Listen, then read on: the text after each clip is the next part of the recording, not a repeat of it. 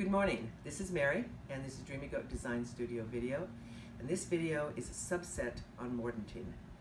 If you haven't seen the original video, do watch that first because it goes through all the steps on mordanting, and you need to know those first before you come to this video.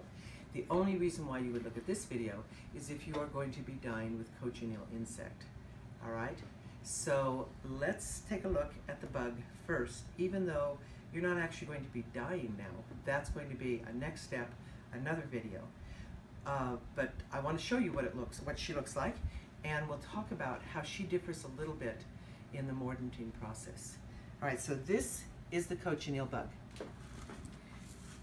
She's little, she's a scale insect. I believe about 70,000 of them equal a pound. And there are two things to know about her. One, she is fussy, and two, she is generous. And both of those characteristics come into play when you're deciding how much you want to mordant, that is to say, how much fiber you want to mordant for your cochineal, and just exactly what you want to get out of the cochineal.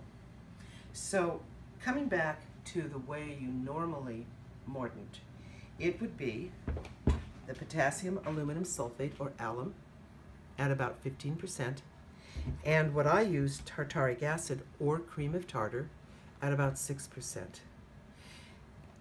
If you do that, if you mordant for cochineal using the potassium alum and the tartaric acid, you will get one color. But if you pull away the acid, you will get another color. So the first thing you want to do is decide, okay, do I want just one color or do I want two colors? Let me show you the difference between your two color options. One of them is this color range. This is what naturally cochineal will give you, a beautiful red, blue, violet. All right, this, however, is another color, more of the classic red. So your first choice before you even begin to mordant is, do you want to stay in this color range or do you want to play in this color range? And I'm going to suggest you play in both color ranges. So that means you're going to need two pots to mordant your fiber, and then two pots to ultimately dye with the cochineal. So let's pretend that you are going to be mordanting 8 ounces of yarn. And this is the Klickitat Blue Face Leicester yarn that I do provide. Some of you are working with it.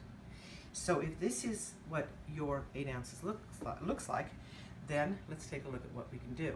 Now remember, I'm saying let's go for both colors. So we're going to split off,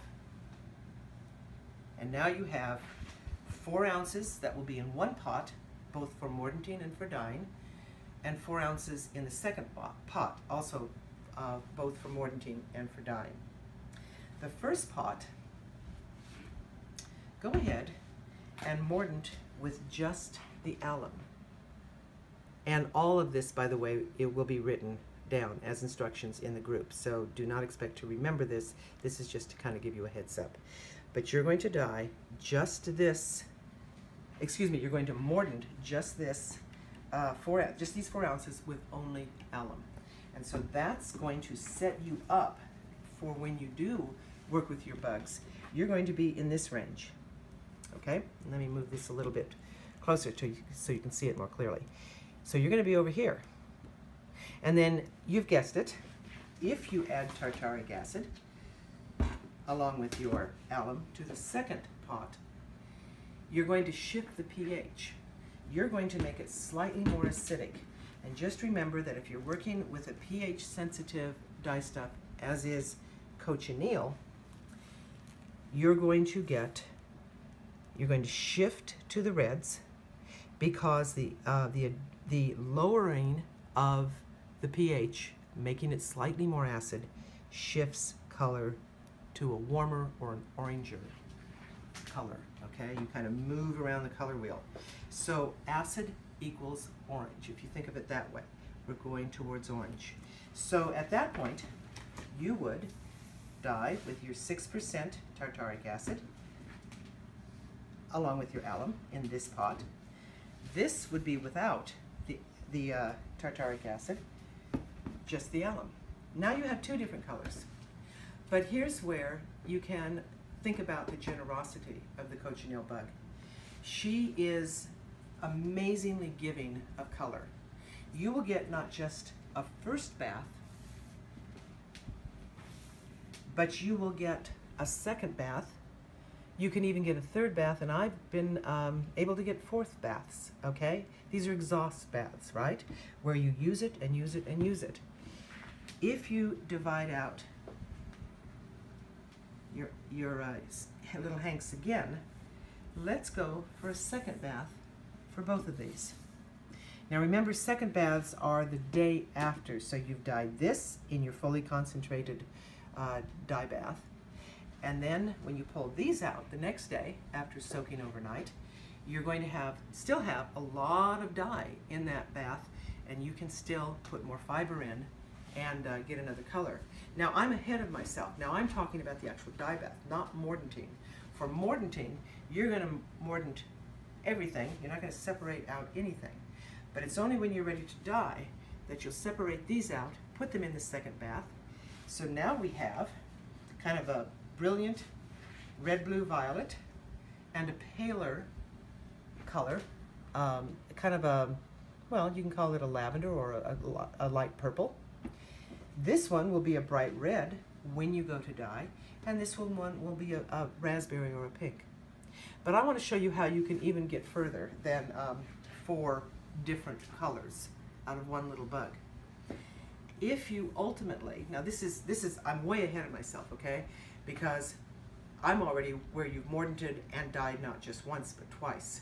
But if you want, and again, if you prepare ahead, you can scour enough fiber, you can mordant enough fiber, because you know in what direction you're going. So if you want, and I will encourage the group to do this, after you've dyed and are air curing everything, way ahead of myself now, remember, you're going to take out one each of the 4 colors, and we're going to dip them eventually into indigo, and the indigo will give us navy blues, will give us blue lavenders, will give us wine color. You can end up with 8 different colors very easily, just by deciding from the very beginning whether you want to dye with just alum or with alum and tartaric acid. So again, all of this will be written as instructions in the group, study group. What you need to do is just decide what you want out of Cochineal, because yes, she's fussy, but she's also generous, and she's a great pleasure to work with. Okay, I'll see you soon.